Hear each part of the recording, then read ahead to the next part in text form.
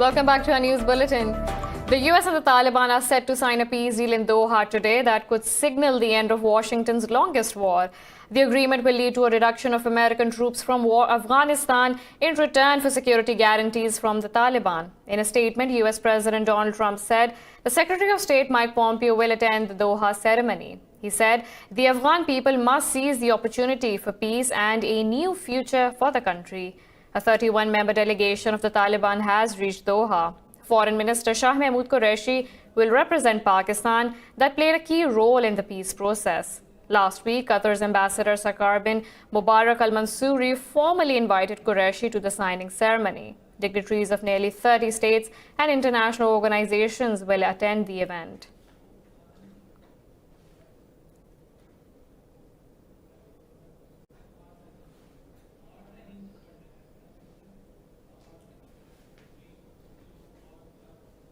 The US and the Afghan Taliban are set to sign a historic peace deal after months of on-off talks. But why was the US fighting a war in Afghanistan, and why did it last so long? Let's watch this report. On September 11, 2001, a terrorist attack on the Twin Towers of the World Trade Center in New York and the Pentagon in Washington killed nearly 3,000 people.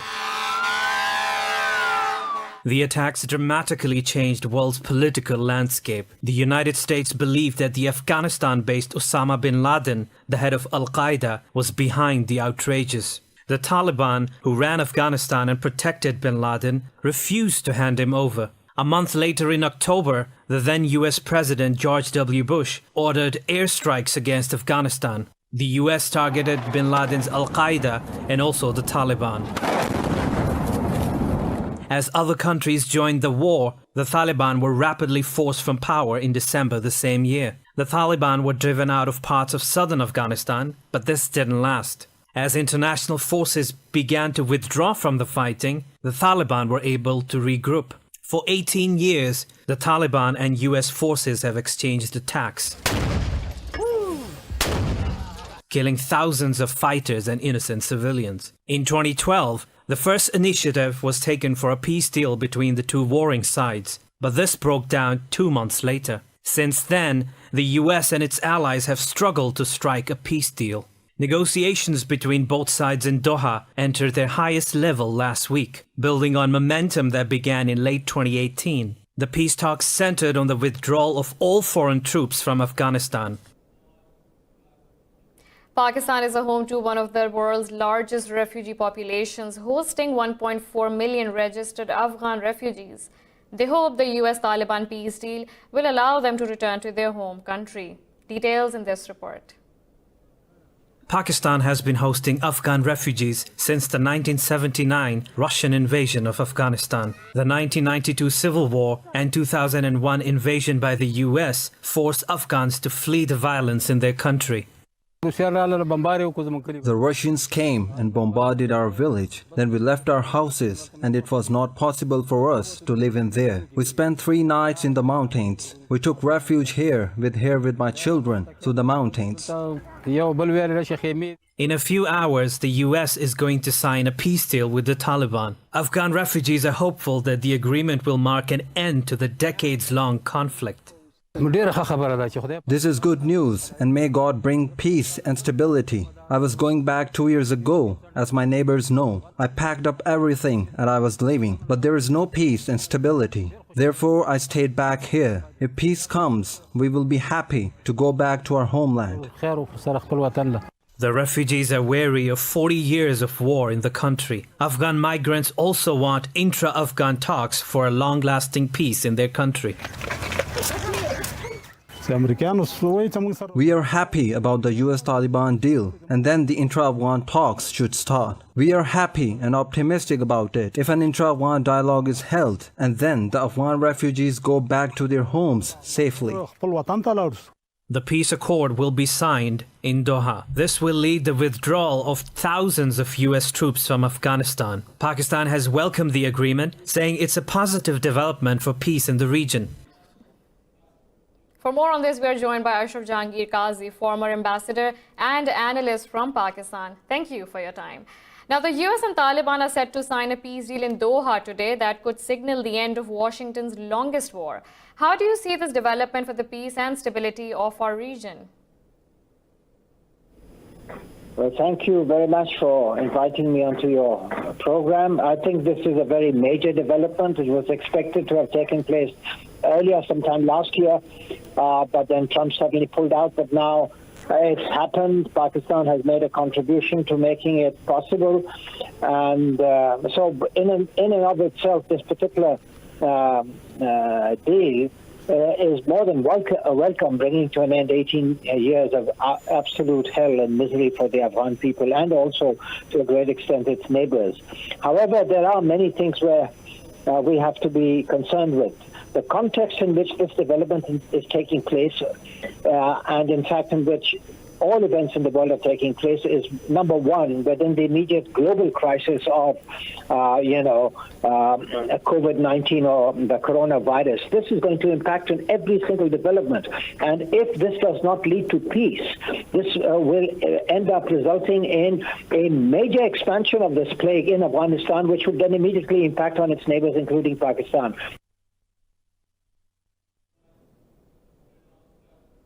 Mr. Qazi, you rightfully said that Pakistan has made a contribution towards this. Now, moving forward, one can only hope that this deal will be honored by all the parties. Is there any challenge to peace even after the deal has been signed? There's nothing but challenges. There will be a challenge every moment. The past shows that these kinds of deals don't last, but nonetheless, there is a desperate war weariness amongst the people of Afghanistan. There is also in America an election coming, and Trump wants to show that he's got some major achievement to his credit, which is a withdrawal from Afghanistan, bringing back a whole lot of troops, if not all of them. So there is a great opportunity now, despite the fact that in the past such agreements have broken down very quickly, when you have had ceasefires temporarily, etc. But I think there is very good reason, if there is sincerity, if they talk with each other, and Pakistan can play a very important role, provided it can develop trust with the Afghan factions and also with the United States. Now, the fact of the matter is the United States is looking at a broader game vis-a-vis Russia and China and may not want to completely withdraw from Afghanistan. That would spell trouble, because as if an American fighting presence remains in Afghanistan under whatever pretext, it will ensure instability in Afghanistan and will prevent the refugees from returning to Afghanistan. Talking about challenges, how do you see Ashraf Ghani's government's future? Well, this depends on how much of a negotiating process he can sort of launch with the Taliban. He first has to make sure that his rivals within his own government accept him. It's been a very marginal, belated electoral result, so he's not very stable, and he doesn't have very much authority outside Kabul. How does he develop credibility? And it's only on the basis of that kind of credibility that he can negotiate something with the Taliban that he can sell back to to his constituency in Kabul and various other places, and among all the lobbies, etc. So his position is very, very tough, but there isn't anybody else who's got a better position than him in order to negotiate. So it's a tough situation. He's got to do his best in a very difficult sort of environment, but he's got the ability. He's an enormously able person. There's no doubt about it. But he needs good luck, and he needs to be able to develop understandings, and he needs to have a very good working relationship with Pakistan. That was Ashraf Jahangir Qazi, ambassador and analyst from Pakistan. Thank you for your time. Now, more in this bulletin. Pakistan's Prime Minister Imran Khan says the world must act to stop the genocide of Muslims in India. In a series of tweets, Khan said Indian Prime Minister Narendra Modi is doing the same in New Delhi that he did in Gujarat as the Chief Minister. Referring to the killing of 42 people in riots over the controversial citizenship law, Khan said Modi's fascist agenda is similar to that of the Nazis. He said images of Muslim homes and businesses being burnt in India are reminiscent of what Nazis did in Germany. The Prime Minister strongly condemned violence against Indian Muslims as well as desecration of their mosques and graveyards.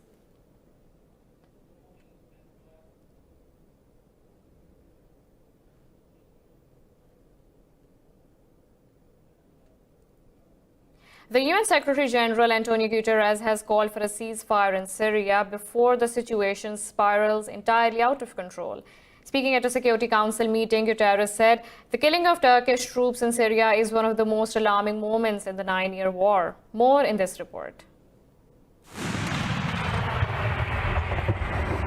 Tensions in Syria have been high since Turkish and Syrian government forces began attacking each other in Idlib province. The 15-member UN Security Council met after Russian-backed Syrian troops killed 33 Turkish soldiers. At the meeting, Turkey and Russia exchanged heated arguments. The Turkish ambassador said it's time for a political solution to the Syrian conflict, or civilians will continue to suffer. Mr. President, yesterday's events are a stark reminder that the regime is hell-bent on continuing its attacks to intimidate Syrian civilians, as well as destroy Syrian opposition and the prospects for a political solution. The Russian envoy, Vasily Nebenzia, argued the Syrian army has the right to respond to any ceasefire violations within the Idlib zone. But, he said, Moscow is ready to reduce conflict in the area to avoid such tragedies in the future. We regret the fact that the Turkish soldiers died, just as we regret the reports about the death of Syrian soldiers who were convinced that respecting the agreements, including on the conflicting, will avoid such tragedies in the future. Our forces on the ground are prepared to work towards that. The US President, Donald Trump, also condemned the attack on Turkish soldiers. In a statement, Trump called on Russia and Syria to stop the Idlib operation.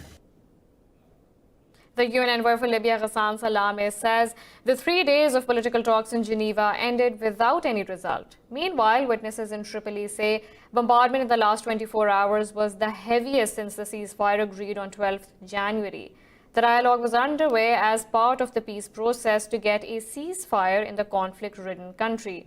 Salameh said talks only led to an agenda and terms of reference for the next round, with no concrete steps towards a ceasefire. In a statement, he said there have been serious violations of the conflict agreement in the country in the past 24 hours. He said 6 of the 13 representatives of High State Council have left for Libya.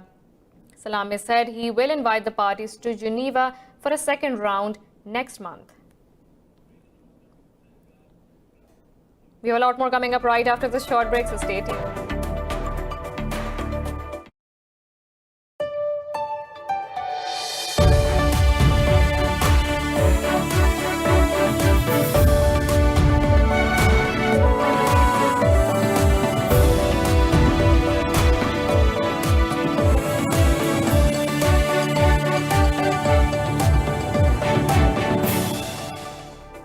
Welcome back to our news bulletin.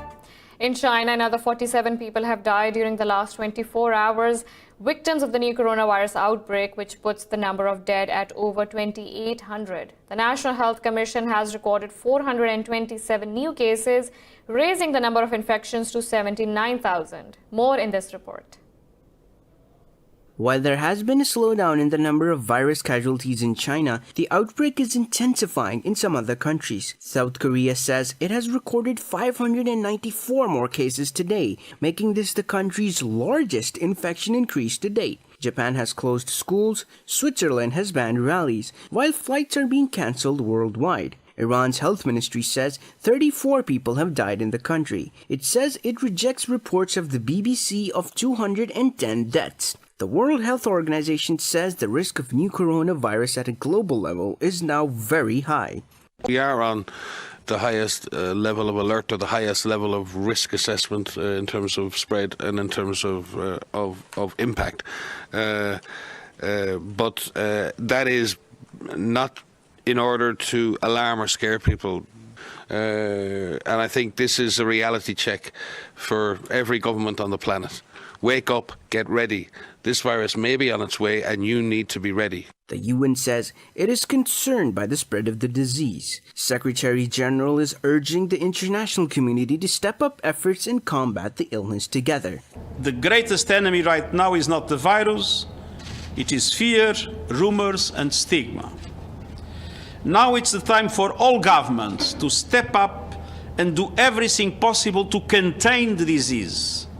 and to do so without stigmatization and respecting human rights. We know containment is possible, but the window of opportunity is narrowing. Meanwhile, Saudi Arabia has banned entry of citizens from the member states of Gulf Cooperation Council in the holy cities of Mecca and Medina over virus fears. In Malaysia, Mahathir Mohamad has agreed to be a prime ministerial candidate less than a week after resigning from the post. In a statement, Mohamad said he has secured the required majority with the support of his on-off ally Anwar Ibrahim. The alliance says Pakatan Harapan extends its full support to Mahathir as a candidate for Prime Minister. Anwar said the coalition will continue to fight for its principles in government. Uncertainty has loomed over Malaysian politics since Mahathir Mohamad resigned from office last Friday. Protesters and security forces have clashed as anti-government protests flared up in Chile's capital of Santiago. Protesters are exerting more pressure on the government after months of unrest over inequality and pensions and elitism. Riot police used water cannon to disperse protesters who threw missiles at police and gathered around a burning barricade in a show of defiance. Chile's President Sebastián Piñera replaced the country's education minister in a bid to appease the students-led movement.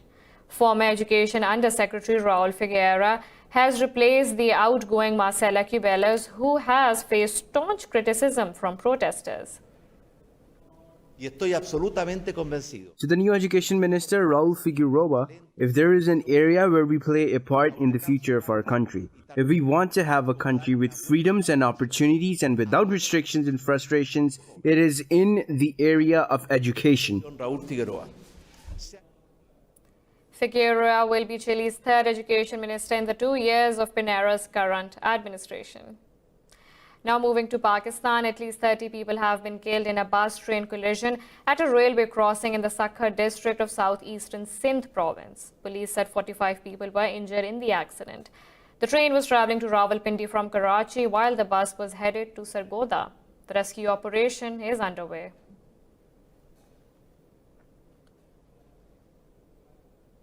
Climate change is taking its toll on different parts of the world, and the countries are finding ways to reduce carbon imprints. Now, Norway has come up with a new solution to tackle the menace of plastic with recycling. Details in this report. Every minute, 15 tons of plastic is being dumped in the world's oceans, and the situation is growing from bad to worse. Though Norwegian recycling industry is cognizant of the threats, they think the problem lies not in plastic itself, but in its usage. I think the big discussion is, we have a problem with plastic. Is the problem the plastic itself, or is it the way that we as a consumer behave ourselves? With a 90% recycling rate, the plastic deposit system is viewed as a key move to the country's success. Customers pay extra cents for plastic bottles and get refund after returning the empty ones. The EU member countries have been given a target to recycle 90% of plastic bottles up to 2029, but Norway is 10 years ahead of the deadline. EU countries has to return 77% of all the bottles in 2025 and 90% in 2029. And we believe that the only way to achieve that is through deposit systems. More than 1 billion plastic bottles and aluminum cans were returned in the country in 2018. Everything which can be returned, I return. I collect everything and I take it to the deposit machine when my bag is full. Norwegians think people need to work out to keep plastic out of nature.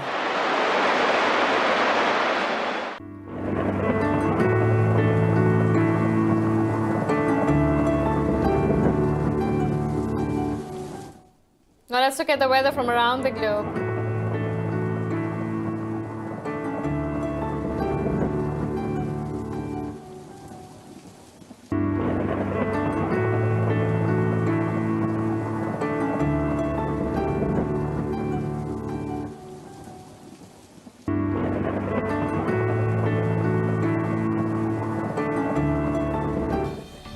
This is all for now. For the latest updates, you can follow us on social media at indus.news.